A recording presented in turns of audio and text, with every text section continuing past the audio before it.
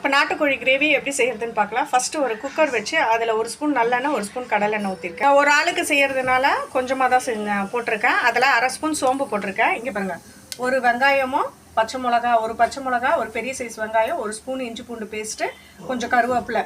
நான் ஃபோனில் எடுக்கிறதுனால டக்குன்னு அதை போட்டுட்டுருக்கேன். ஒரு வெங்காயம் பாருங்கள் போட்டது வதங்கிடுச்சு. இது வந்து பெரிய சைஸ் வெங்காயம். இப்போ தக்காளி வந்து 2 மீடியம் சைஸ் தக்காளி அதை சேர்த்துக்கலாம்.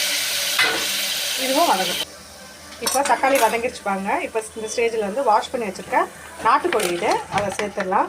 இது கூட வந்து மசாலா ஐட்டம் வந்து ஒரு ஸ்பூன் மிளகாத்தூள், ஒரு ஸ்பூன் வந்து அரை ஸ்பூன் கரம் மசாலா, ஒரு ஸ்பூன் சிக்கன் மசாலா, கொஞ்சம் தேவையான அளவு உப்பு எல்லாத்தையும் போட்டு இப்போ கலரிடலாம். அந்த மசாலா போட்டு கலரியாச்சு. இதில் வந்து கொஞ்சம் வந்து மஞ்சப்பொடி போட்டுக்கலாம். மஞ்சப்பொடி சேர்த்துட்டு ஒரு கிளாஸ் வந்து தண்ணி விட்டுடலாம். இப்போ மஞ்சப்பொடியும் ஒரு கிளாஸ் தண்ணியும் விட்டுடலாம். தண்ணி விட்டு மஞ்சப்பொடியும் போட்டு இப்போ பாருங்கள் கொதி வந்துச்சு. இந்த ஸ்டேஜில் வந்து மூடி போட்டு 3 விசில் விட்டுடலாம்.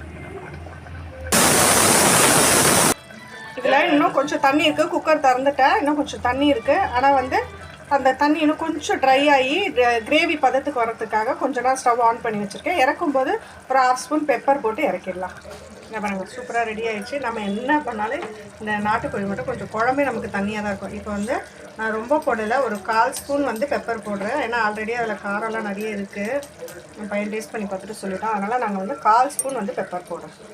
போட்டுட்டு இந்த பெப்பர் எதுக்குன்னா நாட்டுக்கோழி சூடு பண்ணும், அதனால தான். பெப்பர் வந்து உடம்புக்கு நல்லது. அவ்வளோதான். கொத்தமல்லி இருந்தால் அதை தூவி இறக்கிடுங்க. என்கிட்ட கொத்தமல்லி இல்லை, அதனால் நம்மளோட சூப்பரான நாட்டுக்கோழி கிரேவி ரெடி ஆகிடுச்சு. இதே மாதிரி செஞ்சு பார்த்துட்டு எப்படி இருக்குன்னு மறக்காமல் எனக்கு கமெண்ட் பண்ணுங்கள். இந்த வீடியோ பிடிச்சிருந்தா லைக் பண்ணி ஷேர் பண்ணி சேனலை சப்ஸ்கிரைப் பண்ணுங்கள். பாய்.